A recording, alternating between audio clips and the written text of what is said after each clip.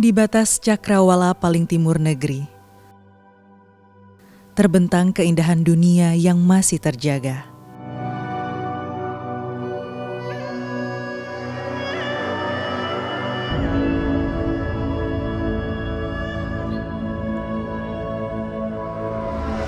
Inilah pesisir utara Papua, tempat hutan hijau merangkul laut biru, menciptakan mahakarya alam yang begitu memukau.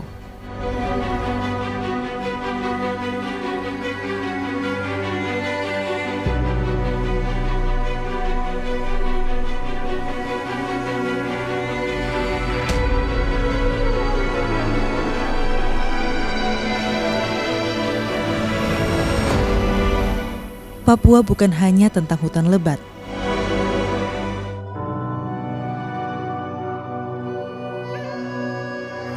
Ada pula pesona lautan luas yang layak diselami. Bersentuhan langsung dengan Samudra Pasifik, laut di utara Papua tak sekadar menawarkan panorama indah, tetapi juga menyimpan harta tak bernilai di bawah permukaan.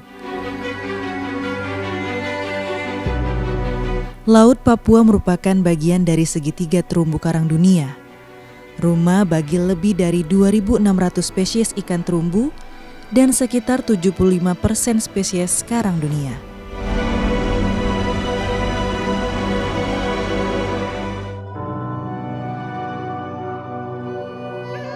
Bukan sekadar bentang geografis, Papua adalah jantung keanekaragaman hayati laut global. Tak heran, di utara Papua tumbuh kisah harmoni antara manusia dan laut.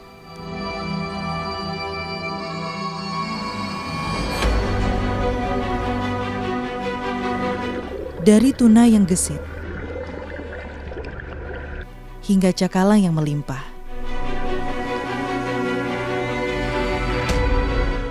dari lobster yang bersembunyi di balik karang hingga aneka biota lain yang menari mengikuti arus.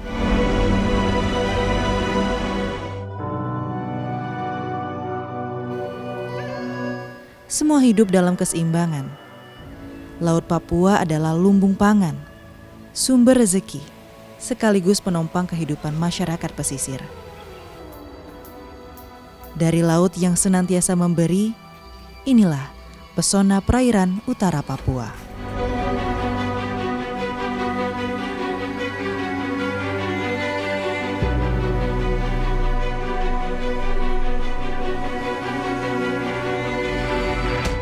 Kabupaten Sarmi menjadi mozaik yang melengkapi bentang pesisir utara Papua. Tak heran, Sarmi dikenal luas sebagai kota ombak di ujung timur Indonesia.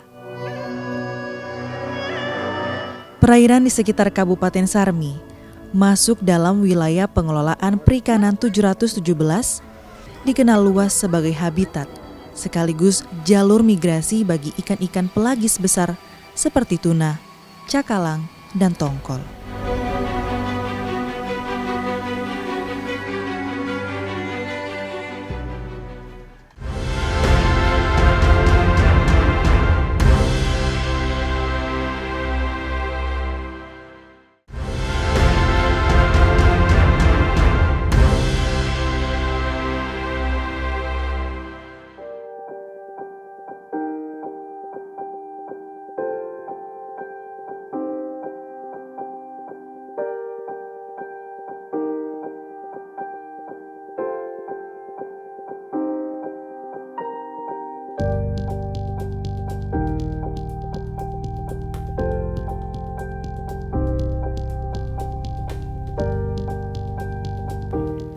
Di pesisir Sarmi, laut telah lama menjadi nadi kehidupan.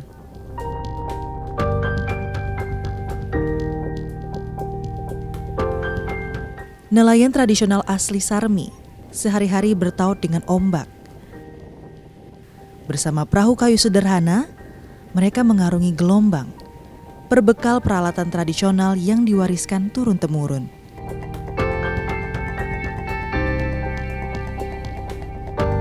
Nelayan Sarmi memahami bahasa laut. Kapan arus tenang, kapan ikan naik ke permukaan,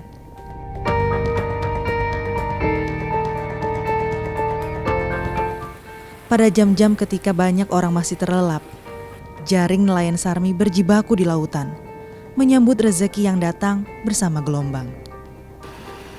Saat perahu kembali merapat ke pantai, langkah-langkah nelayan meninggalkan jejak di pasir basah. Wajah lelah mereka berubah menjadi senyum bangga, karena laut kembali memberi kehidupan.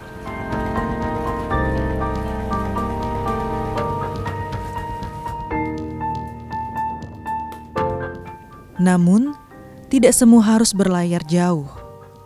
Di pinggiran pantai, masyarakat Sarmi cukup bermodal alat pancing sederhana untuk memenuhi kebutuhan sehari-hari. Dari kail-kail sederhana itu, dapur keluarga tetap terjaga, anak-anak tetap bisa bersekolah, dan cita-cita tetap bisa bertumbuh. Kalau untuk masalah mancing ya kita lihat kembali dari cuaca saja. Kalau cuaca bagus ya, kadang-kadang kita ke pulau, makanya mencari di luar pulau, kita mencari. Tapi kalau cuaca memburuk ya, kita di Muara sini saja. Casting pakai stick ini, cari-cari bobare untuk ikan makan, untuk bisa. Yang lebih parahnya tuh kalau sudah musim ombak baisap, itu segala macam semua sampah, tidak bisa apa-apa lagi. Tambah dengan teman-teman kita yang ada di Sarmi sana harus tidak bisa keluar. Tapi yang unik itu kalau macam pas musim banjir sedikit, air kabur, itu udang masuk. Itu kita jaya di situ sudah. Kita jaya di sini sudah kalau masalah udang. Nah itu kembali dari kita saya, pokoknya ya namanya pemancing. Mau lama atau tidak tetap setia. Tetap setia itu pasti dapat. Mau lama tidak, kalau yang biasa-biasa cuma ikut rame untuk mancing-mancing kalau tidak bisa. Namanya kalau sudah hobi, sudah setia pasti dapat berkat. Tidak bisa namanya kita mencari di kali tidak bisa mau jual. Sudah dapat, mau pulang menikmati berkat yang ada. Mau jual, sabar dulu. Kita puas dengan hasil mancing sendiri. Ini kan di kali tuh puas. Apalagi ada musim ombak, angin ombak begini, cuaca tidak stabil begini, tidak bisa, setengah mati sekali. Jadi sudah menikmati berkat yang ada sih. Kalau untuk saya secara pribadi, ini yang kita menanam untuk mangrove. Biar ada pembibitan dari ikan-ikan yang masuk, biar tidak setengah mati. Musim angin begini, ikan kan lari keluar. Kalau sudah perlindungan mangrove dan segalanya, ikan semua masuk, berlindung di bawah akar, dan bertelur. Ikan tidak susah. Cuma dari kita ke kita. Setiap ikan yang terangkat dari laut bukan sekedar tangkapan. Ia adalah penompang dapur, sumber penghidupan sekaligus harapan.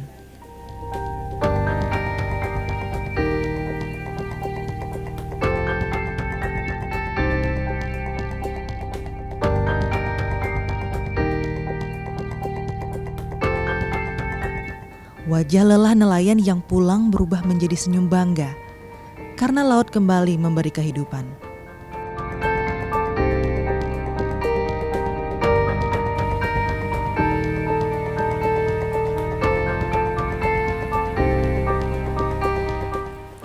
Hasil tangkapan itu kadang langsung dibakar di tepi pantai menjadi santapan bersama keluarga.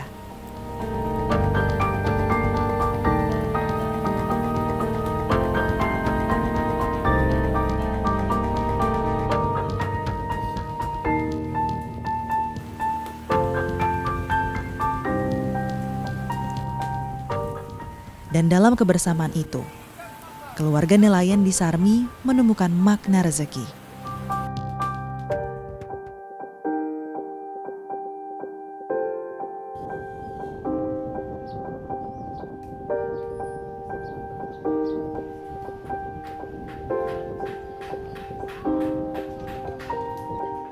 Sebagian hasil laut nelayan juga berlabuh di pasar tradisional, di lapak-lapak sederhana yang menjadi nadi kehidupan.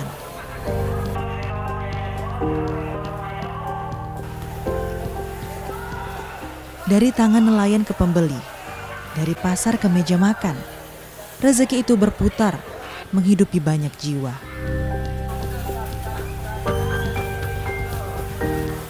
kehidupan ekonomi berdenyut dari hasil laut. Kisah kesahajaan di tengah hidup yang mengharuskan mereka menerjang gelombang lautan. Mereka senantiasa menjaga kearifan agar laut tetap bernyawa, memelihara kebersamaan, dan mewarisi tradisi melaut seperti ombak yang setia menyentuh pantai dari masa ke masa.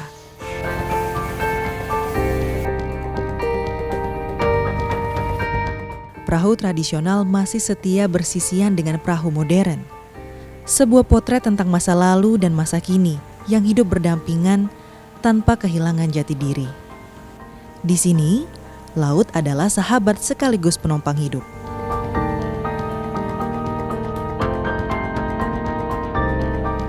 Dengan cara sederhana bahwa laut yang dijaga akan selalu setia memberi.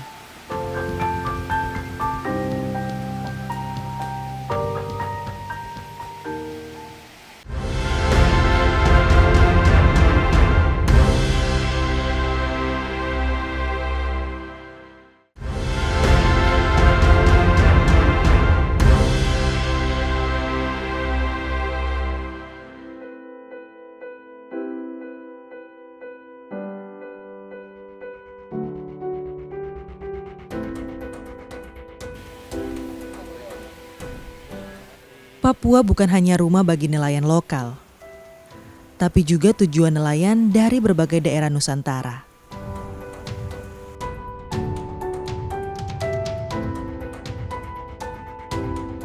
Dari Pangkep, Bugis, dan daerah jauh lainnya, mereka datang dengan perahu, mesin tempel, dan harapan yang sama, menaklukkan ombak, mencari peluang, dan menulis kisah sukses dari atas gelombang.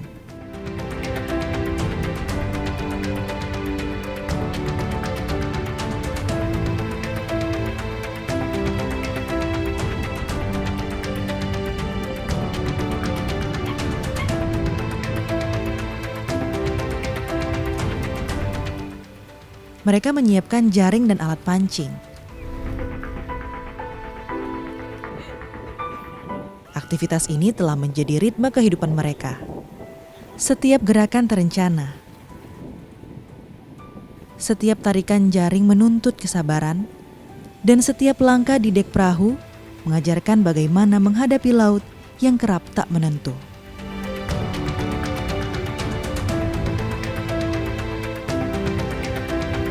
Di laut yang sama, pendatang dan lokal bergerak seirama. Gelombang dan arus menuntut kehati-hatian. Nelayan pendatang belajar dari pengalaman lokal, menyesuaikan perahu dan teknik dengan kondisi Sarmi.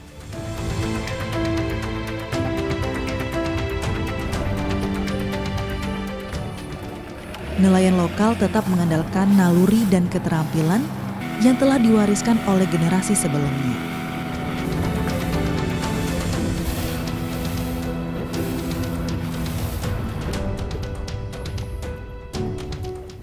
Laut Sarmi menguji keberanian, ketekunan, dan kesabaran.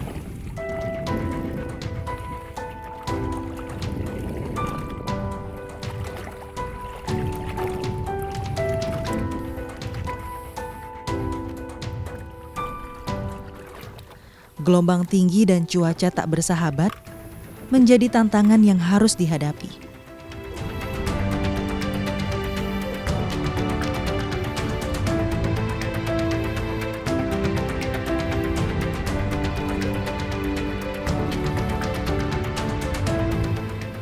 Pendatang belajar dari lokal bagaimana membaca ombak, menunggu ikan naik, dan memutuskan kapan harus pulang.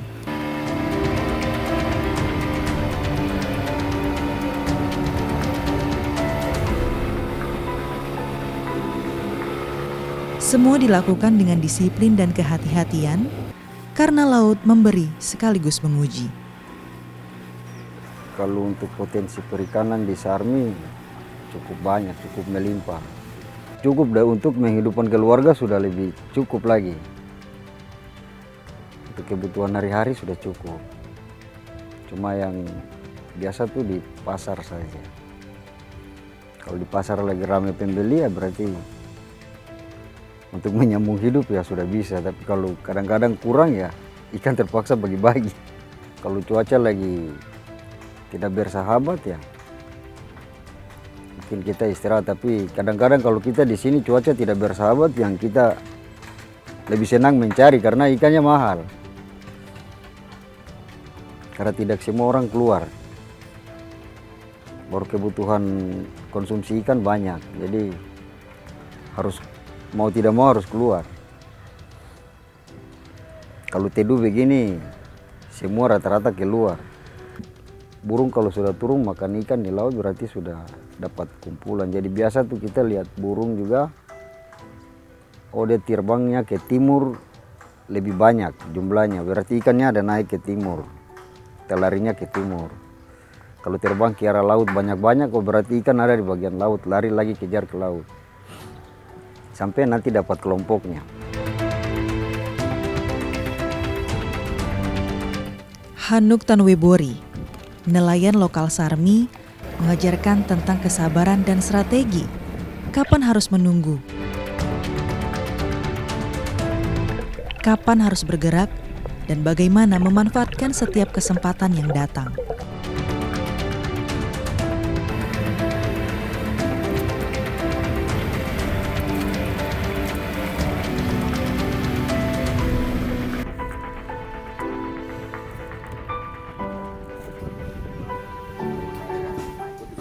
Sementara itu, Mulyadi, nelayan Nusantara menambahkan pengalaman puluhan tahun menghadapi gelombang, bermalam di laut, menyesuaikan jaring, dan tetap fokus meski kondisi sulit.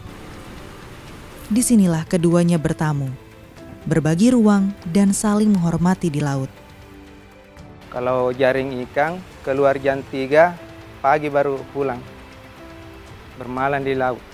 Kalau gelombang, kalau ada gempa itu kita dapat di laut gelombang. Kalau gempa, langsung gelombang naik tinggi. Apalagi kalau ada anginnya itu sudah. Ya kita berusaha pulang karena kita juga takut tenggelam. Kadang kalau jaring udang itu sering ganti-ganti jaring. Kalau jaring ikan per tahun baru ini, 5 tahun baru diganti lagi. Kalau jaring udang per bulan saja Pak. 3 bulan diganti lagi karena satu kali turun ada lo ini robek lagi dimakan ini. Kadang itu ikan lumba-lumba kalau ada ikan kecil di jaring itu langsung dia tarik robek. Iya kalau ini udah main bilang siapa tahu bisa kita dapat 30 atau 50 toh. Kalau udah pagi ya tidak bisa. Kalau udah main sore siang ya kan ada waktunya itu bilang oh ini main siang udang, main sore. Kalau biasa itu udah main sore, malam itu baru tiba di sini. Kita ada target itu kalau bilang oh ini bisa, siapa tahu kita bisa dapat ini. Pasti itu dapat kalau udang main siang begitu ya. Kita bertahan dulu atau sore karena ada waktunya begitu udang. Kalau cuaca ini bagus angin timur, nah itu. Kalau angin timur itu baru ikan naik. Kalau angin barat pancaroba tidak, mengeluh orang. Alhamdulillah kalau bagus-bagusnya kadang kita dapat 50 kilo kah di atasnya kalau musim begitu. Di Sarmi, ombak, angin, dan arus adalah ujian. Nelayan Nusantara dan lokal menulis kisah mereka di atas gelombang. Menantang laut, menunggu berkahnya, dan menorehkan pengalaman yang akan diwariskan.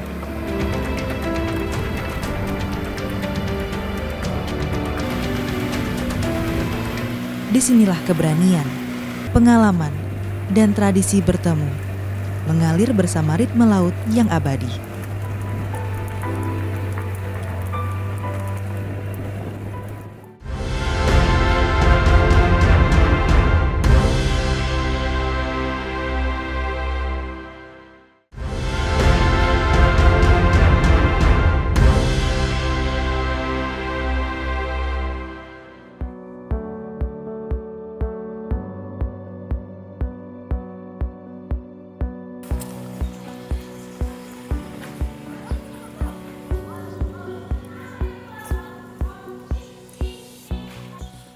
Masih di utara Papua, kami bergerak sedikit ke Biak Numfor, sebuah pulau di Teluk Cendrawasih yang kini menjadi salah satu pusat perikanan Papua.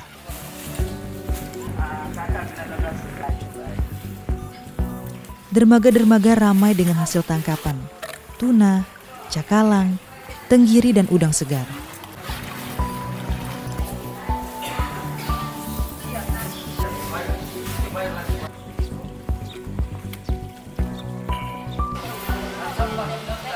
Perairan sekitar Biak Numfor termasuk dalam wilayah pengelolaan perikanan 715 yang dikenal sebagai salah satu kawasan penangkapan tuna terbesar dan paling produktif di dunia.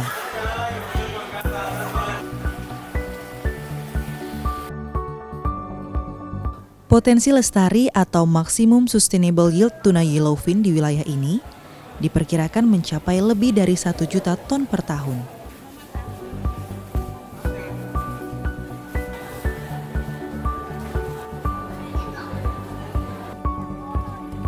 Tentu, potensi besar ini datang bersama tantangan.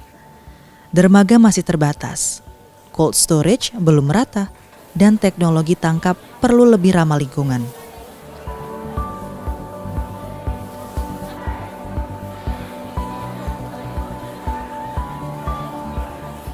Harapan masyarakat sederhana, dukungan nyata agar laut dikelola lebih bijak, ikan tak habis, dan laut tetap memberi. Jangan lupa, kita sejatinya adalah bangsa maritim yang tak boleh lagi memunggungi laut karena terlalu lama kita menutup mata dari masa depan yang terbentang di lautan. Laut bukan sekadar bentangan air, ia adalah penopang masa depan.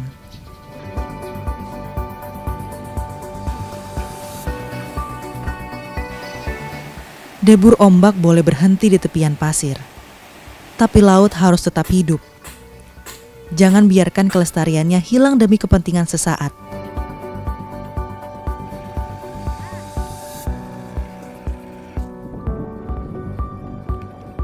Rawatlah hari ini dan seterusnya, agar generasi mendatang masih bisa menikmati dan hidup dari laut yang sama.